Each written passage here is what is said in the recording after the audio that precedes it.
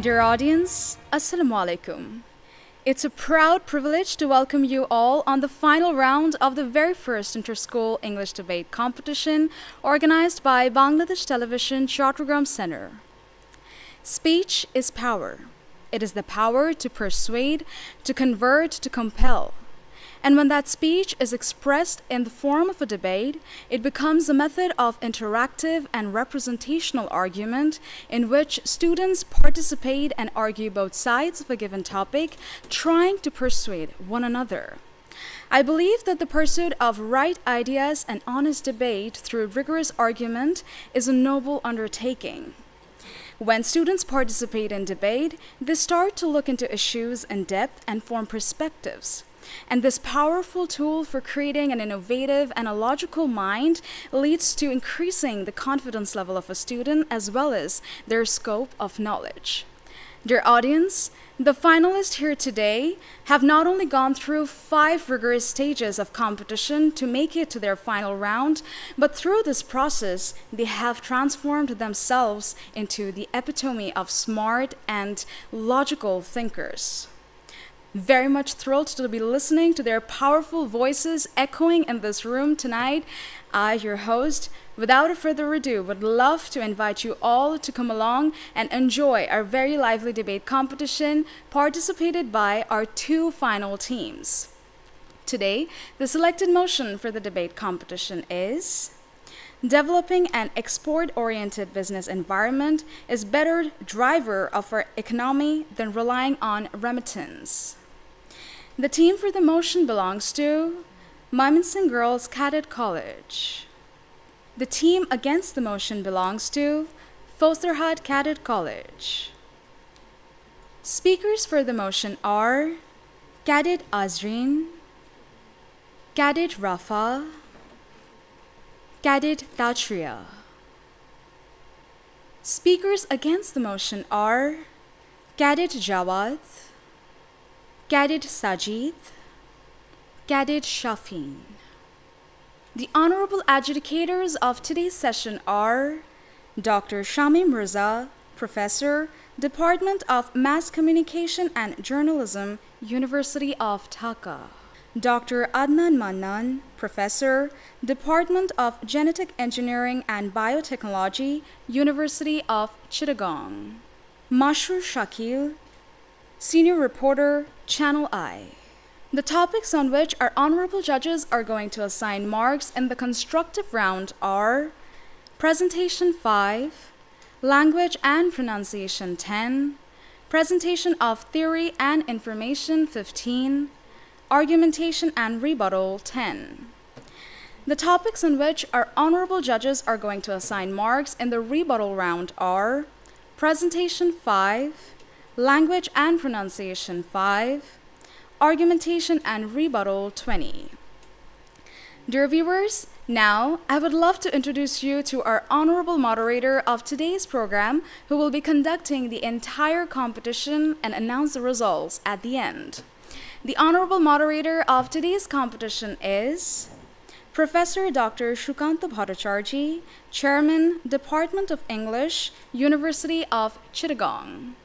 Now, I would most humbly like to request you, sir, to come up on the stage and take your seat.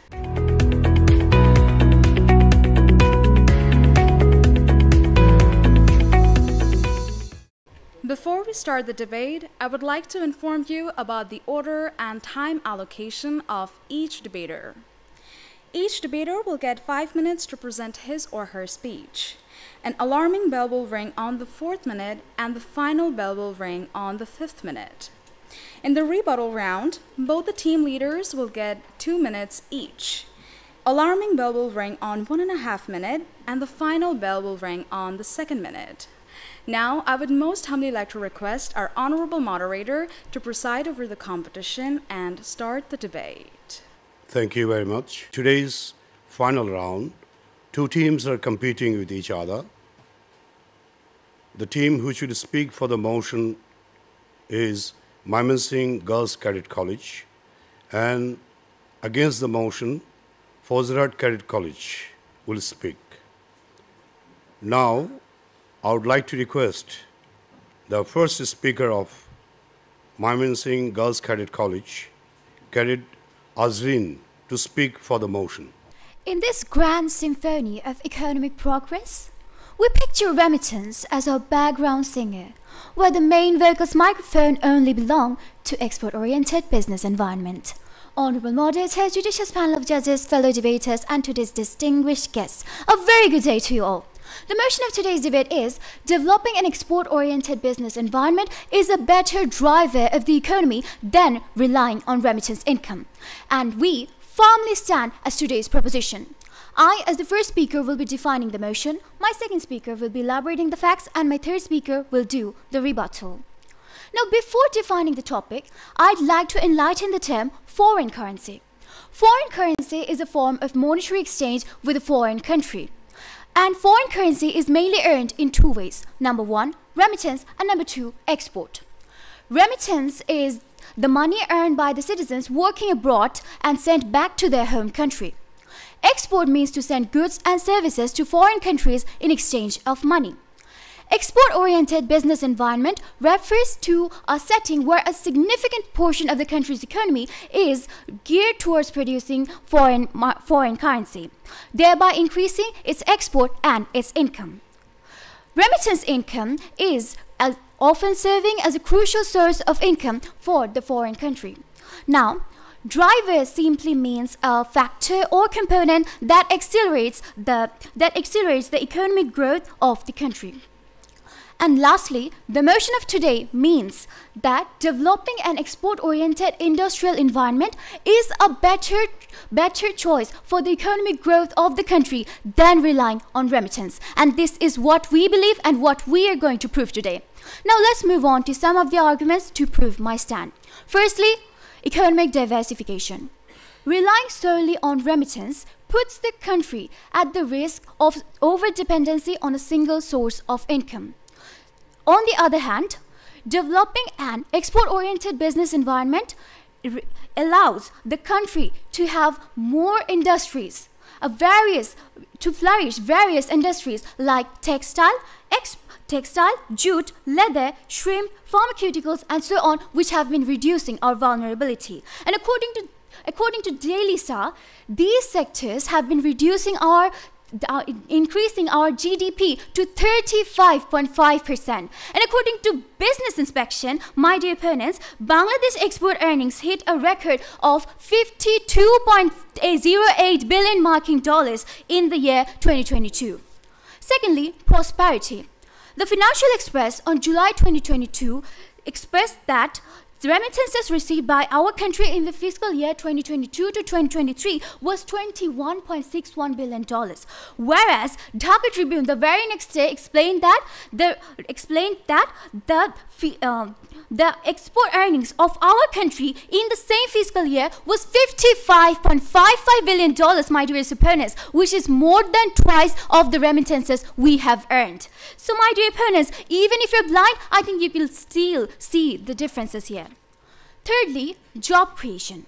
Let's define the term trickle-down effect first. Trickle-down effect is a model of product adoption that affects many other goods and services. Honorable Moderator, let me give the example of cadet colleges here. When the first cadet college was established, we saw that many other coaching centers, tuition services were created based on the idea. Likewise, my dearest opponents, when an export industry is established, we see that many other small businesses, many other industries are created based on the same export industry.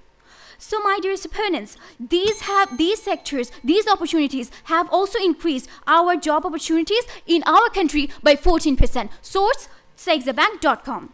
Fourthly, my dearest opponents, economic development of any developing nation must have sufficient trade policies, according to Dr. Jaidi Sattar, chairman of Policy Research Institute of Bangladesh. Trade policies can be categorized into two parts. Number one, inward-looking import substituting policy, and number two, outward-looking export print policy. Now, when you export something, it brings you profit with interest, while remittance only is a direct source of income. My other following speakers will have other points on this motion that they will continue on. To sum up, relying solely on remittance income is like keeping a pet goldfish in a fishbowl, and it's time we set our sights higher. Like trading that fishbowl for a giant aquarium. Let's release our economic goldfish into the ocean of global commerce and watch it grow into a mighty economic well. With this, I conclude. Thank you, Honorable Moderator. Thank you all. Now I would like to ask Cadet Zawad from Fozrat Cadet College to speak against the motion. Respected moderator, thank you for handing me the floor. Today's topic is developing an export-oriented business environment is a better driver of economy than relying on remittance income, and our staunch stand is against the motion. Respected moderator and prudent panel of judges. First of all, let me state that the topic never mentioned that the economic type already exists. According to Cambridge Dictionary, the term developing an means to bring something new or to invent something. So we are not talking about export-oriented economies to be converted into remittance-oriented economies. Rather, we are talking about what the economic prospect of a country should be, which is still selecting its economic policies. Now, what makes a better driver? Economic driver, that is. 3 things. First, boost economic growth directly or indirectly. Second, the boost reaches all people of the country. And third, that it is affected least during financial crisis. As the first speaker, I'll give example on how remittance money reaches the countryman better. My second speaker here will elaborate why it is extremely difficult for multiple countries to continue with export-oriented economy. And finally, my third speaker will elaborate why remittance-oriented economy is a lot more stable during financial crisis. And together, our team will prove to you why remittance is the better economic driver. Respected moderator. Now, my dear opponents might say, prioritizing remittance means neglecting all other sectors, which is not true. Instead, remittance-dependent economy aims to improve other economic driving factors, including social factors, trade, and obviously employment. Take Tajikistan as an example.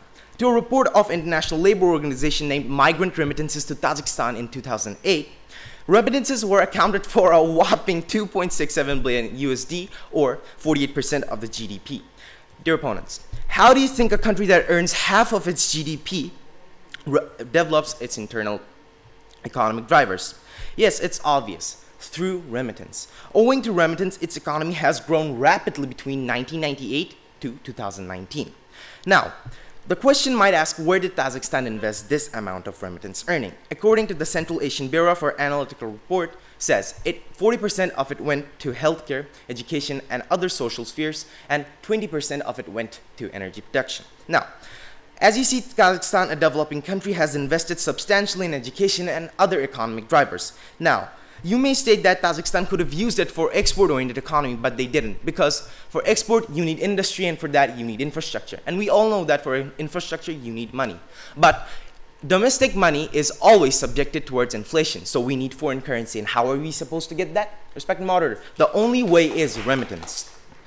Now, developing these industries may seem directly more contributing in the long run, but indirectly remittance is extremely better.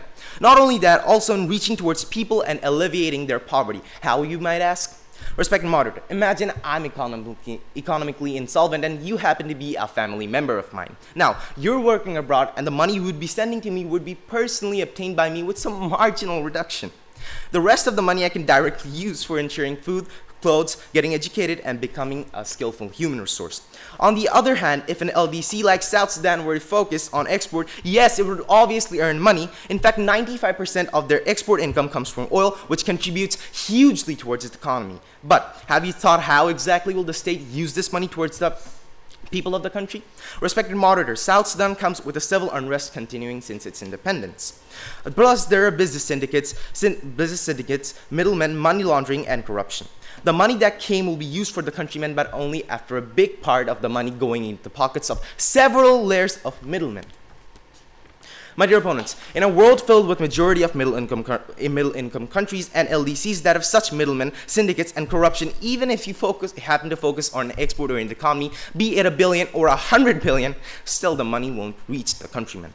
Respected moderator, the economic design of an export-oriented economy is like carrying coal to Newcastle. Whereas our target is to make an inclusive economy. Over long periods of time, only this kind of economy sustain. But if economies aren't inclusive, then some people would suffer extremely during random shocks. Like currently, people are suffering due to price hikes and inflation of currencies. So, dear opponents, let's avoid making the rich richer and poor poorer. Respected moderator, as our third speaker will elaborate how money from export goes into the foreign paying backs of imports, raw materials, investment, foreign professionals, garment owners, and only a marginal portion reaches the worker. However, invest this money into the remittance worker and you would have made these poor people richer. So, with this, I'd like for all to sing in tune that relying on remittance is a better economic driver than developing an export-oriented business environment. With this, I'd like to conclude my speech here. Thank you, respected moderator, judicious panel of adjudicators. Thank you. Thank you all. Now, may I ask Cadet Rafa to speak for the motion? Bangladesh basket case no more. A Wall Street Journal headline read in 2010, the country gladly evolved from the basket case or bottomless basket, a definition given to the newly independent war-torn Bangladesh by U.S. National Security Advisor Henry Kissinger. Now coming to the present Bangladesh, we have risen to the emerging tiger economy, and I think it's all thanks to exports. Most honorable moderator, judicious panel of judges, thank you for giving me the floor. In 2015, Bangladesh has fulfilled all criteria for graduation from UN's least developed country LDC status to lower middle income country. The year 2026 has been set for Bangladesh's graduation to developing country status, and for more than obvious reasons, it is possible due to efficient export-driven trade policies. As my first speaker has already mentioned, as per Dr. Sattar, research shows that an important substituting policy and vaguely remittance cannot improve our economy. Our esteemed economists and policymakers of the government has given huge and due importance to export, which is the reason that led to such magnificent and resilient economic development. Now, as your first speaker has already mentioned, that exports do not make poverty reduction. According to Dr. Zaidi Sattar, researchers show that an open trade with the world economy fosters growth and poverty reduction. As we've switched to an economy that allows export-led trading strategies, World Bank labeled Bangladesh itself as a globalizer. The country now has its own export-led model, the Bangladesh way. Now let me highlight some facts why we should rely on exports. First of all, exports generate economic sovereignty. Developing an export-oriented business environment allows a country to have more control over its economic state. Depending heavily on remittance income can make a nation overly reliant on another country's needs, government, and economy.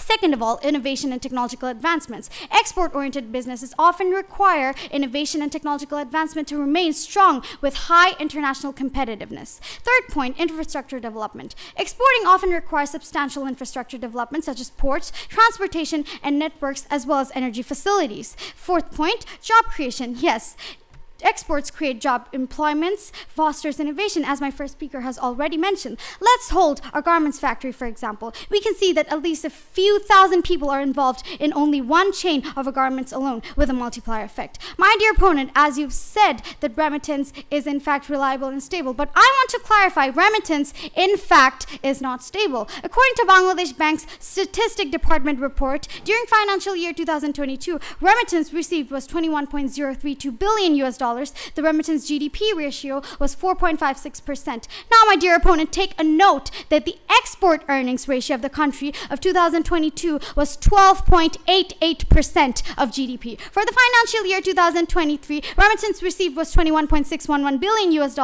Again, take a note that the export earnings of the country of 2023 was $55.55 billion, and the export earnings GDP was 11.44% of GDP. I'm sure my dearest opponents are not so weak in mathematics to fail to see such clear mathematical data which shows that export has approximately 3 times more impact on GDP than remittance. In actuality, remittance has even less impact on economic growth, which I will highlight soon. You have been singing the same song and mentioning how remittance has helped our economy and boosted our monetary conditions. But let me remind you, my dear opponent, remittance never held any long-term promises. Honorable moderator, dearest opponents, a quote often goes by, give a man a fish and he will be hungry again tomorrow. Teach him to catch a fish and he will be richer for all his life.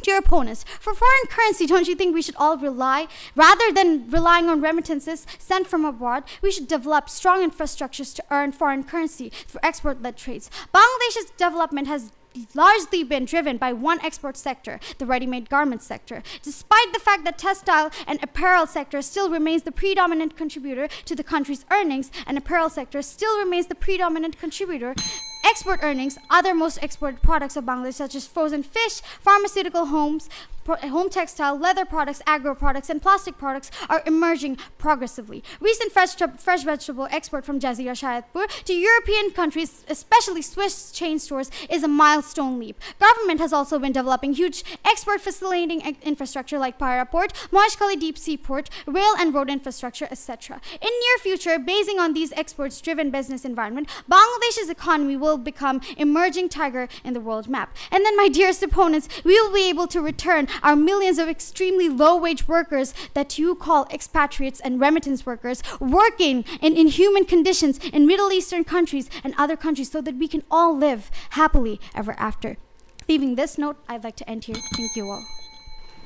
Now I would like to invite Cadet Sajid to speak against the motion. Fertilizer industry is in scarcity of gas. Source 7 September 2023, Prothom Alum. But according to my opponents, I think we have to run an industry without electricity. Yes, respected moderator, prudent panel of judges, my wise opponents and August gathering, Assalamu alaikum. Let us all dive into a world of imagination where Bangladesh starts exporting and manufacturing semiconductors from tomorrow. But will Bangladesh be able to compete with countries like Taiwan when Taiwan Semiconductor Manufacturing Company, TSMC, is the world's largest contract chip maker and produces around 90% of the world's leading such conductors? The answer is no, my opponents. Countries will even prefer buying such important raw materials from promising manufacturers rather than choosing a newcomer in the industry. Now, obviously, Bangladesh cannot manufacture semiconductors to such an extent that they can be exported immediately. But what we can do is export jute, according to my second speaker of the opponents. But according to a latest report by Bangladesh Jute Mills Corporation, in these first 10 months of this fiscal year 2022-2023, the export of jute and jute for Bangladesh has been declined by 20.25% or $770.82 million. So, my learned opponents, how can we depend on an export-oriented business environment when it is nearly impossible to settle in an already crowded international market and when export jobs are so random? The question remains. Now, let me talk about three major challenges of an export-oriented economy. First, infrastructure and investment. Second, it is geography. And thirdly, it is external interference. Respected moderator, to favor one approach over the other, it is essential to recognize the fact that a country's economy relies on both export and remittances. This consideration must apply broadly as the International Monetary Fund, IMF, designates 152 countries as developing, indicating that the majority of the nations are yet to be developed. Insufficient capital resources can severely hamper a country's ability to innovate and compete in the global export arena. Consequently, isn't a sole reliance on export an inherently challenging path to economic development by the opponents? Please do answer. Respected moderator, exporting is very challenging and expensive for the geographical challenged countries, especially the ones that are landlocked. There are 44 landlocked countries in the world, which is 1/4 of the nations. Of these, the United Nations lists 32 countries as landlocked developing countries or LLDCs. Of these 32 LLDCs, 17 are considered as least developed countries. The World Bank data estimate showed that to export one container of cargo from LLDCs, it takes $3,204 with compared $1,268 for transit countries. But unfortunately, my opponents are living in a world where every country has its own ocean and every country is interconnected. Dear opponents, please realize that remittance income is more inclusive than export income as it benefits a huge number of populations, especially the ones in poor and rural households, as they receive their money directly from migrants living abroad without any external barriers and interference, which also means no corruption, no syndicate, no laundering, and obviously more efficiency. But in case of export income, the vulnerable money is such direct and indirect factors leading to less efficiency. Respected moderator, my opponents have constantly bragged about export economy, but I think they are very unaware of the recently going headlines throughout the country. The Daily Star reported on 5th of September 2023 that the garments industry has laundered 821 crore taka to 33 RNGs. How is that, my opponents? And how can we depend on an export-oriented business environment when your export-oriented business environment is also crime-oriented? I demand for an answer. Dear opponents, the aim of our debate is not only to find solution. We must know the wire is what are going to flow. We have to know that what is going to flow and which economy is better. Export will only be based on those areas which have better transportation. That's why you see all those fancy and posh cars in Chattogram. But what about those huts in the distant villages? Is exporting affecting them? The question remains. But remittance come from these left outs. Focus here, dear opponents. A better drive of economy should maintain a balanced growth of the population's lifestyle besides earning us all those dollars. Remittance is not bringing us the cash, but is also directly going in the hands of the people, and thus needs improving the overall lifestyle of the people, in turn ensuring a sustainable and poverty growth of the poor lifestyle. That is what exactly meant by Bangabandhu Sheikh Mujibur Rahman when he said, our independence will only be meaningful when the sufferings of the farmers, laborers, and common people will come to end. Our success lies in improving the poverty rate of people, my opponents, but they have constantly bragged about RMG, textiles, and I've been thinking that my mind has gone fully out of control after hearing their logics. Our success lies in improving the lives of poverty-ridden people, my opponents. So let's not argue for the sake of this debate anymore and agree with the fact that remittance is the better driver of economy. I think I have successfully proved that through my speech, and I'm also successful with this optimistic hope that I am capable of bringing my opponent's mindset to the right path. I'd like to conclude my speech here. Thank you, respected moderator, judges, adjudicators, my wise opponents, August gathering for your kind and patient hearing. Now I would like to ask Cadet Tazria from Mymensingh Girls Cadet College, the team leader, to speak for the motion. Picture this. You are at a crossroad of your financial journey. One path offers immediate cash injections in your wallet, and the other offers long-term economic growth, which would practically make your wallets burst with potential. And today, we are here to show you how the latter, or developing an export-oriented business environment, is the real golden ticket to a thriving economy. So hold on to your wallets because it's about to get thrillingly economic in here. Most honorable moderator, respected panel of judges, esteemed opponents, enlightened guests, and curious minds. I welcome you all to this side of the house where me and my team are dissecting upon a matter of great economic significance. Firstly, learned opponent, you made a big mistake when you mentioned that remittance income is more stable during financial crisis, but in fact, we do not have any direct control over the remittance inflow. If the host country changes its economic policies and currency exchange rates, that can affect the value of expatriates' incomes, saving, and investments. And exchange rate fluctuations can lead to financial instability for expatriates. And according to the article published only 2 days ago in Dhaka Tribune, even though our country increased labor export up to 618,000 in the last 6 months and had a record of 1.136 million in the last year, the remittance inflow decreased by 21.57% in August. And bankers suggest that this declining expatriate remittance is linked to banks offering lower rates than market dealers, resulting in reduced official channel usage and a rise in illegal and corrupted methods. Handi, you mentioned that remittance does not promote corruption, right? But our recent study conducted by the Refugee and Migratory Movement Research Unit found that 66% of Bangladeshi expatriates living in Maldives sent money through the corrupted method, Hyundai, and 64% of them do not have any bank accounts. So, well, it seems like our economic ship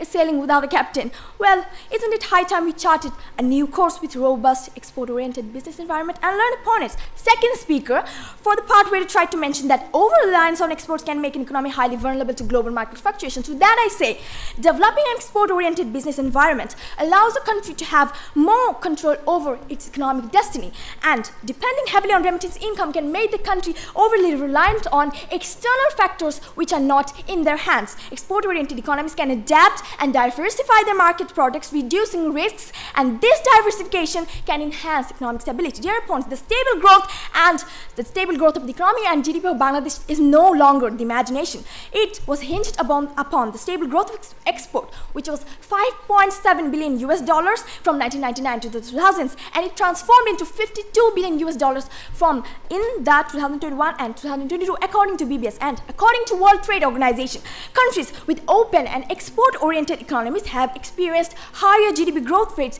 than those relying on remittances. So I ask you, do we want to be known as a nation that's dependent on the generosity of our expatriates, or do we want to be known as a nation that's actively contributing to the global economy? And shining cheers, Bangladesh is a developing nation that has defied the odds of the resource constraint, and despite being shouldered with a massive population of approximately 170 million, Bangladesh successfully accelerated growth with macroeconomic stability. Since 2010, the trade has played a crucial role in the Bangladesh development. The country's mid-term short-term national policy, the 3 5-year plans from 2009, and long-term policies, that is the long perspective plan of 2021 and 2041, have unequivocally embraced trade and export-led growth. Dear opponents, these economic policies of Bangladesh shows that economy does not suggest that it should rely on remittances. Rather, it clearly suggested that economic growth should be strongly based on industrialization and trade diversification with export-led business growth. And if you're still wondering in fool's paradise, then I'd like to mention, according to a research article on the widespread impact of remittances by Dr. Catalina, University of California, and Dr. Susan Pozo of Western Michigan University, USA, published by IZA Germany, described that beside the good impacts of remittances, they can increase the consumption of non-tradable goods, raise their prices, and cause inflation and decrease exports, thus damaging the remittance-receiving countries' competitiveness in the world market. And remittances have less macroeconomic impact on the economic development of the country, and they are more beneficial in case of poverty reduction, yes, as you have mentioned, but they have less contribution in the economic growth. So, in conclusion, gentlemen, while remittances offer a short-term financial boost, genuine economic prosperity hinges on our capacity to innovate and thrive globally. Investing in an export-oriented business environment isn't merely a choice, it's a strategic investment in our future, paving the way for financial stability, job opportunities, and sustainable growth. Let's opt for economic independence and set sail for a broader and brighter, more prosperous tomorrow. On this very note, I'd like to conclude my speech here. Thank you, Honorable Moderator. Thank you, everyone.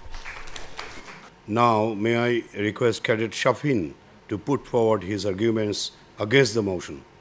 And he is the team leader from Fozrat Cadet College. Respected moderator, thank you for providing the floor. My dear opponents, imagine you are in a situation that you don't have paper for writing your debate script. Why? Because you simply cannot afford it.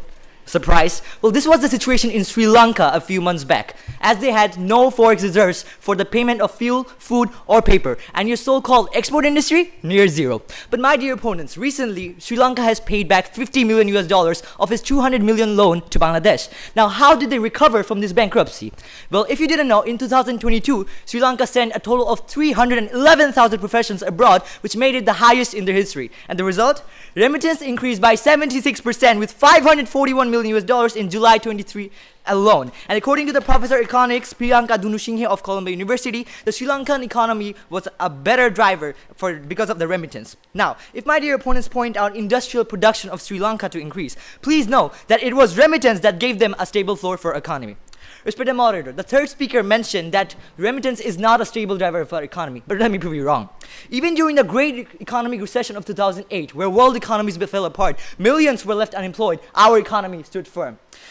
Back in 2008, the volume of trade decreased by 7.1%. Export orders of RMG fell by 17.6%. Fish exports decreased by 16%. And lastly, jute exports decreased by a mammothing 19.7%, respected moderator. But despite of all of these adversities, our economy was left untouched just because of our income from remittances. So now, even if my dear opponents find it hard to believe in my words, then I humbly request you to open the Bangladesh Global Studies book of Class 8, page 77.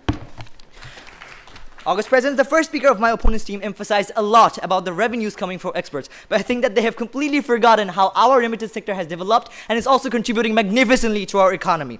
Well, first of all, my dear opponents, Bangladesh has received a total of $21.56 billion remittance in the fiscal year of 2023, which is 2.75% higher than that of the previous fiscal year, in which we also received $21.03 billion as per the reports of Bangladesh Songbat Songtha. So this clearly proves that these aren't just dollars wrapped with love, but these are the dollars that are contributing to our national economy, my dear opponents. Well, my dear opponents, I'm sure you will know about the fact that the foreign reserves of Bangladesh skyrocketed to a record high of $46 billion during the COVID-19 pandemic, thanks to remittances. But this feat turned into a misfortune in the recent years, as the recent IMF report stated that the forex reserves dipped down to $23.7 billion. Now, why did this happen, my dear opponents? It is solely because of the payment of the imported goods and covering of the deficits caused by a mountainous imports compared to that of a less advanced export as confirmed by Bangladesh Bank itself. So, August Presidents, it is clear that Bangladesh Bangladesh is not going to overtake the imports by exports anytime soon. So if this charade continues, then it will be no wonder that our external deficit might even sum up to $1 trillion. Now at that time, you and I both, my dear opponents, will be helpless in witnessing our nation to drown in a miserable condition that Sri Lanka had faced earlier. We wouldn't be able to recover even by selling ourselves more than 10 times. So once again, we are just relying on remittances for a better driver of the economy. Respected moderator, today my opponents have talked about developing an export-based economy based on their current booming effect. But nevertheless, the ready-made garment sector, which has been our golden year throughout the years, has no long-term future as our country is likely to be affected. After graduating from the least developed countries in 2026, if the duty-free opportunity is warded off, our country is likely to suffer from the dust disease. Now you might ask what this dust disease is. The term dust disease emerged in Netherlands after gas discovery in the Northern Sea in 1959. Initially, Netherlands' economy has started booming by massive exports of gas, but when the stock finished, their economy faced an economic recession. Now, why did this happen, dear opponents? This is simply because they had given little concern to other alternative sectors. So if Bangladesh wants to avoid this dust disease, they must give attention now to search and promote other alternative sectors. And the income through remittances could be one. So my dear opponents, time and again, we are showing our faces to this remittance as a sign of hope. Now, dear opponents, think closely. It is impressive that we receive a total of $46.2 billion by exporting ready-made garments, yes. But have you ever acknowledged the fact that how much Bangladesh has to spend in buying the raw materials from China and India just to assemble and make those high-quality products? Well, I've got the answer for you. The Observatory of Economic Complexity reports that the top imports of Bangladesh in 2021 were raw cotton, pure cotton, yarn, reed, and light rubberized knitted fabric. And that's not all. Bangladesh's import was a massive $82.49 billion. And these imported products clearly indicate the trade imbalance of more import expense of the raw materials and compared to less export profit of Bangladesh. Moreover, former governor of Bangladesh Bank, Atiur Rahman, has said that remittance helps in the micro and macro economies of Bangladesh. So I strongly believe we look for solutions that apply to all. So for betterment of the country, for a better future for all, remittance income is not only feasible, but it also makes the economy immune to random global crisis, as I've already mentioned. So with this hope that our dear opponents come to this side of the house, I, Khader Safin, conclude here. Thank you, August Presidents, for a kind and patient hearing. Thank you so much. Now we have reached the rebuttal phase. And in rebuttal phase, I would like to ask Cadet Tazria to speak for the motion. And she's the team leader of Mymensingh Girls Cadet College. Thank you, Honorable Moderator, for giving me the floor once again. So I'd like to start my speech with thanking my opponents because they have realized that export earns money.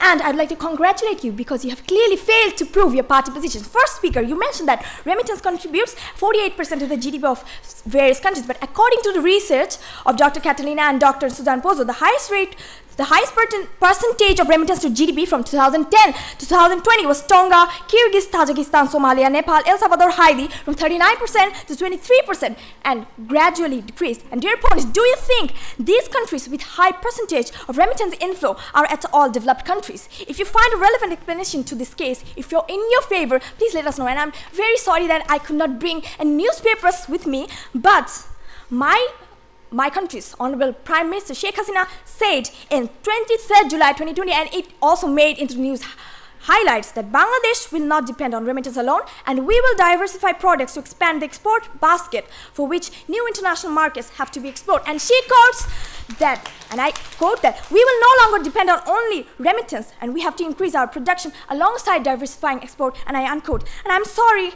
that I couldn't bring the newspaper from 2 days ago that which said, according to Dhaka Tribune, Bangladesh increased the export labor up to 618,000, but still the remittance dropped by 21.57% in August. And China in 2020 had $3.6 billion in their economy due to export and export only.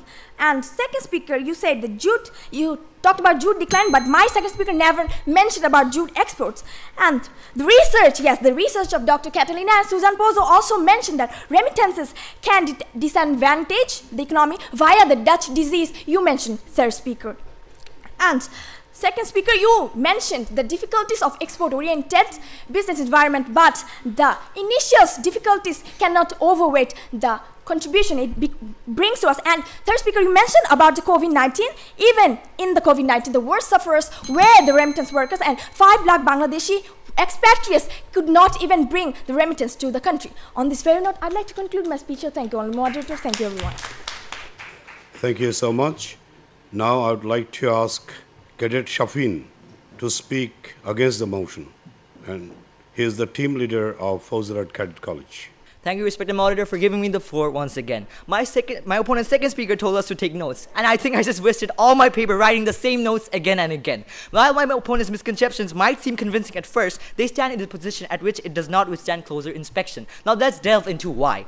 First of all, respected moderator, my dear opponents have again and again emphasized on how export brings money, but have they mentioned how much of it goes into debt, buying raw materials, maintenance, and how much of it goes into the hands of the people? Have they addressed the enormous direct and indirect contribution of remittance to economy? Did they mention whether or not export economy meets all the three factors stated by our first speaker? Have they mentioned how the living standards of unemployed people and their families can be upgraded to export economy? No, because if they did, then remittance would have come right to the spotlight and they would have to agree with us.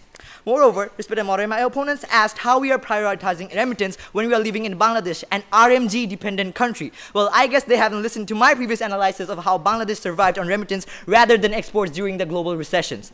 Moreover, my dear opponent's third speaker mentioned illegal channel of money transfers in the name of sending remittance workers. But my dear opponents, you will see these are occurring because they are not finding feasible ways for migration. When a country focuses on remittance, then it would create and strengthen such policies and laws, ensuring the rights of expatriates, provide incentives for sending remittance through legal channels, and bring expatriates under universal pension. And we stand for ensuring these. Respected moderator, today my opponents have skillfully skipped replying to the 821 crore money laundering scam mentioned by our second speaker. Couldn't we use this money to empower countless people suffering in countless amount of villages? Well, my dear opponents, if not, then probably you were suggesting that money laundering as a better driver of the economy. Moreover, my dear opponents have been repeatedly trying to impose an export-oriented economy drive. But nevertheless, have you ever thought about how the money earned through this export is going to reach to the hands of the people who have their eyes darted towards the last hope of relying on their beloved ones? No, my dear opponents, obviously not. Because in that case, directly or indirectly, remittance would have come to the spotlight. Well, it is not always possible for the government to split those earned money amongst each and every citizen who are living in a distant island. Now, at the very end of my speech, I'd like to quote Bangabandhu Sheikh Mujibur Rahman in the National Parliament speech of 25 January 1975. He said, "Inshallah, one day Sonar Bangla will shine. Inshallah, the people of Sonar Bangla will have their stomachs full. Inshallah, the people of Sonar Bangla will be happy again." With this, I'd like to conclude my speech here. Thank you, Mr. Moderator. Thank you very much. We have actually enjoyed a very absorbing debate, and both the teams have spoken so convincingly with their facts and figures for the motion as well as against the motion.